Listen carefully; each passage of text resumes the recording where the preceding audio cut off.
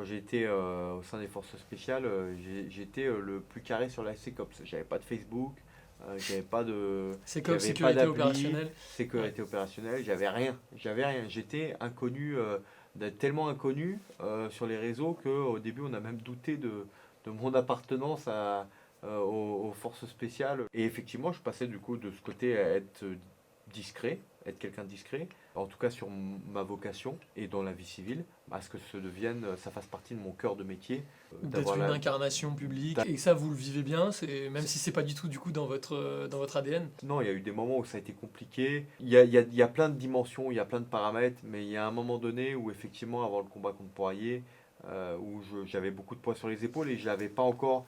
Là, ça faisait beaucoup de bonds d'affilée Hmm. rapidement. Et c'est pas le combat, ni la combativité, ni le niveau du combat qui avait été compliqué, mais c'était plus l'entourage, dans le sens euh, la notoriété que ça apportait, La les pression, sollicitations ouais. médiatiques, la pression générale. Là, ça a mis un peu de temps. Aujourd'hui, je suis parfaitement en harmonie avec ça.